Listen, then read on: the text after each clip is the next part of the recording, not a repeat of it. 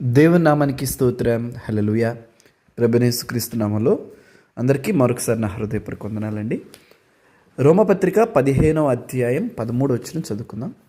కాగా మీరు పరిశుద్ధాత్మ శక్తి పొంది విస్తారముగా నిరీక్షణ గల వారగుటకు నిరీక్షణకర్తయగు దేవుడు విశ్వాసము ద్వారా సమస్త ఆనందముతోనూ సమాధానముతోనూ మిమ్మును నింపునుగాక. ఆమేన్. హల్లెలూయా. కొన్ని కార్యాలు నమ్మటానికి మన శక్తి చాలదండి, మన బలము చాలదు. ఎందుకంటున్నానంటే, అబ్రహాము 100 ఏండ్ల వాడప్పుడు, శారమ్మ 90 ఏళ్ళప్పుడు శారా ద్వారా నీకు సంతానాన్ని ఇస్తాను అంటే అబ్రహాం గారు కూడా నవ్వాడు. అప్పటిదాకా దేవుడు మాట్లాడుతుంటే ఆయన ఏమనుకుంటున్నాడంటే, నాకు సంతానాన్ని ఇస్తానంటున్నాడు కానీ శారమ్మ పేరు ప్రస్తావించలే. ఆదికాండం 17వ అధ్యాయం ఆ మొదటి భాగం నుంచి ఎప్పుడైతే నిశ్చయముగా శారా గర్భవతి నీకు కుమారునిగా అన్నాడో అబ్రహాం గారు నవ్వటం ప్రారంభించాడు. అర్థమైందండి. అయితే ఇప్పుడు మరి అబ్రహాం గారికి నిరీక్షణ ఎలా వచ్చింది? దేవుడు మరి అబ్రహాం గారికి నవ్విన అబ్రహాం జీవితంలో దేవుడు ఎలా కార్యం చేశాడు? ఆలోచించాలి కదా. నవ్వాడు కదా అబ్రహాం గారు.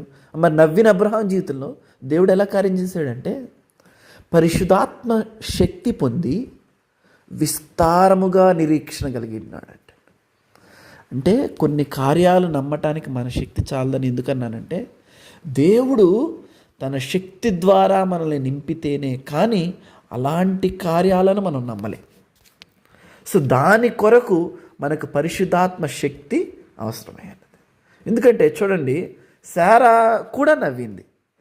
నిశ్చయముగా వచ్చే ఈ కాలానికి నువ్వు గర్భవతి కుమారుడికి అంటావంటే శారమ్మ కూడా నవ్వుకుంది.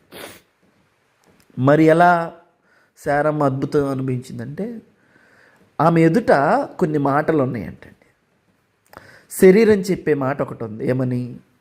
నువ్వు పిల్లల్ని కనలేవు, ఎందుకంటే స్త్రీ ధర్మం నీకు నిలిచిపోయింది. లోకం చెప్తుంది 90 ఏళ్ళ వాళ్ళు పిల్లలు పుట్టినట్లుగా ఇంతవరకు చరిత్రలో ఎక్కడ కూడా లేనే లేదు, అసలు జరగదు అని ఇంకొక మాట. మూడో మాట ఉంది. ఏమనంటే, నిశ్చయముగా నువ్వు గర్భవతి కుమారుడికి అంటావు అనే మాట. 3 మాటలు ఆ పక్కన ఉన్నాయి. హెబ్రీ పత్రిక 11వ అధ్యాయంలో ఏమని రాయబడిందంటే, శారా వాగ్దానము చేసిన వాడు నమ్మదగినవాడు అనే మాటనంట ఎంచుకుందంట. ఎంచుకొనెను. ఎంచుకోవటం అంటే ఎక్కడ ఎంచుకొనెను అనే పదాన్ని ఎక్కడ వాడతామండి మనం?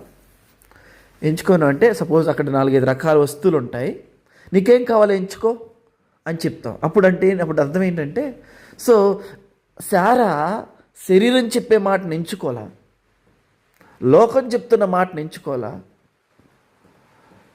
తన దేవుడు చెప్పిన మాటని ఇది కావాలి నాకు, అది వద్దు నాకు ఎంచుకుంది. అంటే మనం ఎంచుకోవాలన్నమాట. అది మన శక్తి ద్వారా మనం ఎంచుకోలేం. దేవుడి శక్తి ద్వారా, మన శక్తి ద్వారా మనం దాన్ని నమ్మలేం. అందుకని వాక్యం ఉంటుందంటే, గర్భము ధరించుకుంటకు పైనుంచి శక్తి పొందుకుందంటండి. హల్లెలూయా. ఎస్, గర్భము ధరించుటకు నువ్వు దేవుని మాటని నమ్మటానికి ఎంచుకుంటే, లోకం చెప్పే మాటను తృణీకరించడానికి ఎంచుకుంటే, శరీరం చెప్తున్నా, ఆఖరికి నీ శరీరం చెప్తున్నా సరే నువ్వు దాన్ని డినై చేసి, నేను దీంతో ఏకీభవించను, నేను దీన్ని ఎంచుకొని, ఇది నా భవిష్యత్తు కాదు, దేవుని వాక్యం చెప్పేదే నా భవిష్యత్తు, దేవుడు చెప్పేదే నా భవిష్యత్తు అని నువ్వు ఎంచుకోగలిగితే శక్తి పొందుకునే కృపని దేవుడిస్తాడు. పరిశుద్ధాత్మ శక్తి. అపొస్తలుల కార్యంలో యేసు ప్రభువు అదే చెప్తున్నాడు, మీరు పైనుంచి శక్తి పొందుకునే వరకు అన్నాడు. సో పరిశుద్ధాత్మ శక్తి పొందుకున్నప్పుడంట విస్తారముగా నిరీక్షిస్తామంటండి. హల్లెలూయా. అప్పుడు విస్తారమైన నిరీక్షణ విశ్వాసము ద్వారా మనకేమిస్తుందంటే, సమస్త ఆనందముతోనూ సమాధానముతోనూ మనల్ని నింపుతుందంటండి. హల్లెలూయా. దేవుడు ఈ ఉదయకాల సమయంలో సమస్త ఆనందముతోనూ సమాధానముతోనూ మిమ్మల్ని నింపునుగాక. ఎలా వస్తుంది అది? ఎలా అనుభవిస్తాం? జస్ట్ విస్తారముగా నిరీక్షించటం. ఎలా నిరీక్షించగలుగుతాం విస్తారముగా అంటే జస్ట్ పరిశుద్ధాత్మ శక్తి పొందుకోవడం ద్వారా. దట్స్ వై మనం దేవుని సందులో కనిపెట్టుకోవాల్సింది అందుకు, దేవుని సందులో ప్రార్థించుకోవాల్సింది దీనికోసం. అయ్యా విస్తారంగా నిరీక్షించుటకు నాకు నీ పరిశుద్ధాత్మ శక్తినివ్వయ్యా అని. ఎప్పుడైతే మనం విస్తారంగా నిరీక్షించుటకు పరిశుద్ధాత్మ శక్తిని పొందుకుంటామో దేవుడు మనల్ని అంట సమస్త ఆనందముతోనూ సమాధానంతోనూ మనం నింపుతాడంట. ఆమేన్. అట్టి కృప, అట్టి ఆనందం దేవుడు మీకు కలిగ చేయనుగాక. ఆమేన్. గాడ్ బ్లెస్ యు ఆల్ అండి.